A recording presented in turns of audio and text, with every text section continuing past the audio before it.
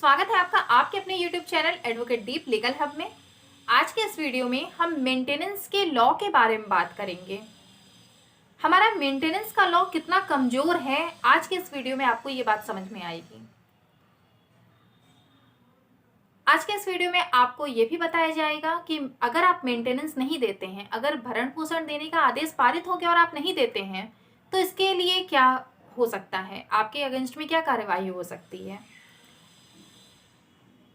जब भी पति पत्नी के बीच में किसी तरह का कोई तनाव उत्पन्न होता है और वो तनाव इतना बढ़ जाता है कि कोर्ट तक बात आ जाती है, जो बात होती है वो कोर्ट तक चली जाती है, तो पत्नी का जो सबसे पहले तो आज के टाइम में क्या होता है कि जो पत्नियां हैं वो 498 का केस कर देती हैं। 498 के साथ साथ और भी सारी धाराएं 406, 323 इस तरह की सारी धाराएं वहां पर लगा देती हैं और उनका जो मेन फोकस होता है वो ये होता है कि मेंटेनेंस लेना। उनका मेन फोकस ही ये होता है कि मेंटेनेंस मिल जाए, पति से मेंटेनेंस मिल जाए। ज़्यादा से ज़्यादा अमाउंट के लिए अप्लाई किया जाता है, मेंटेनेंस की जो डिमांड होती है वो ज़्यादा से ज़्यादा होती है, लेकिन ऐसा नहीं है कि जितना अमाउंट मांगा गया, जितने की डिमांड की गई, कोर्ट उतने का ऑर्डर पारित कर देती है। कोर्ट जब भी मेंटेनेंस पारित करती है, जब भी ऑर्डर पारित करती है, पास करती है, तो उसमें सारी परिस्थितियों को देखती है और उसके बाद ही मेंटेनेंस का अमाउंट फिक्स करती है। मेंटेनेंस का अमाउंट कितना फिक्स होगा इस बारे में नहीं कहा जा सकता कि कोर्ट कितना मेंटेनेंस फिक्स करेगी, ये बात नहीं बताई जा सकती, लेकिन कम से कम मेंटेनेंस का अमाउंट ही पास किया जाता है। वो आपकी सारी परिस्थितियों को देखते हुए कोर्ट उसके बाद ही ऑर्डर पास करती है। और अगर कभी ऐसा होता है कि मेंटेनेंस का जो ऑर्डर पास किया गया है आपको लगता है कि वो सही नहीं है, तो आप इसे चैलेंज भी कर सकते हैं। आपके पास ये अधिकार है कि आप इस ऑर्डर को चैलेंज कर सकते हैं, आप अपील कर सकते हैं, आप रिवीजन में जा सकते हैं। तो ये सारे आपके अधिकार हैं, आपके राइट्स हैं। ऐसा नहीं है कि मेंटेनेंस का अगर ऑर्डर पास हो गया तो आपको मेंटेनेंस देना ही देना है।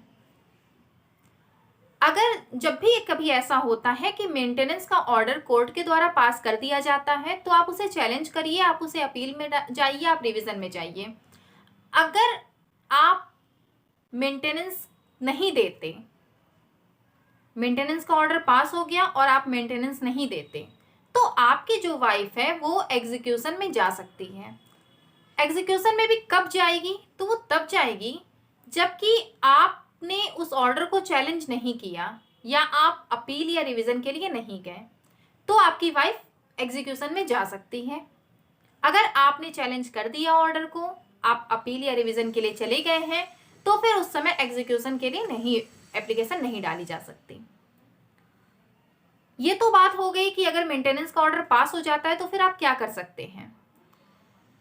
अब मान लेते हैं कि मेंटेनेंस का ऑर्डर पास हो गया है, आपने उसे चैलेंज भी नहीं किया, आपने मेंटेनेंस देना शुरू भी नहीं किया, आप मेंटेनेंस नहीं दे रहे हैं और पत्नी ने एग्जीक्यूशन डाल दिया, तो ऐसी स्थिति में कोर्ट सबसे पहले रिकवरी का प्रयास करती है।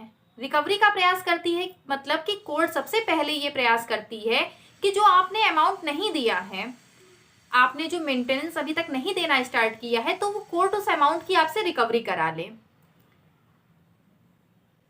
और अगर रिकवरी भी नहीं हो पाती है तो उसके बाद फिर बात आती है पनिशमेंट की।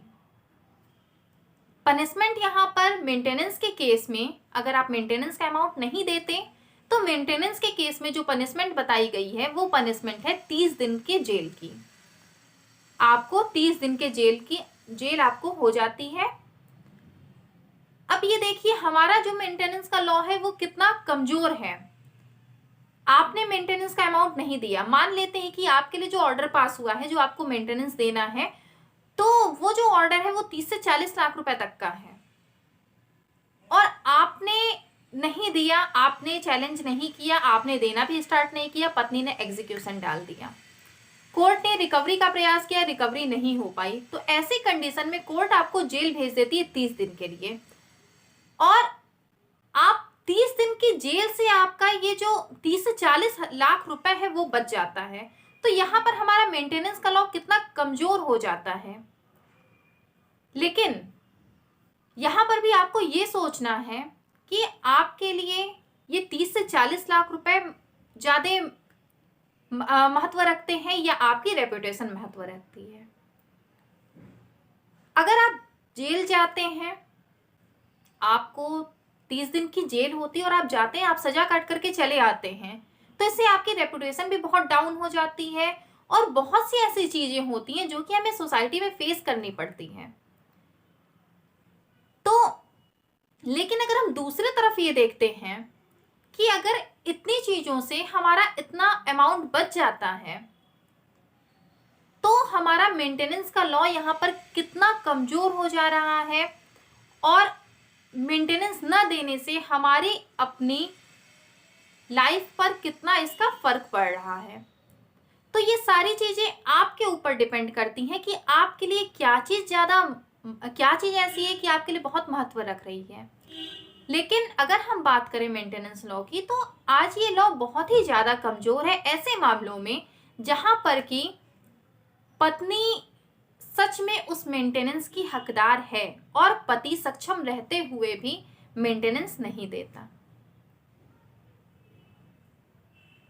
तो आज के इस वीडियो में आपको ये जानकारी दी गई कि आपके अगर मेंटेनेंस का ऑर्डर पास हो जाता है तो आप क्या कर सकते हैं। अगर आप मेंटेनेंस नहीं देते तो फिर ऐसी स्थिति में कोर्ट के पास क्या राइट है। उम्मीद करते हैं कि वीडियो में दी गई जानकारी आपको पसंद आई होगी। पसंद आई हो तो लाइक, शेयर, कमेंट करना बिल्कुल मत भूलिएगा। चैनल पर नए होंगे तो सब्सक्राइब कर लीजिएगा। इसके अलावा अगर आपको कोई भी जानकारी चाहिए मेंटेनेंस से रिलेटेड, आपके पास कोई भी टॉपिक ऐसा है जिस पे आपको जानकारी चाहिए, तो आप जरूर बताइएगा। उस पर भी वीडियो बना करके आपको दिया जाएगा।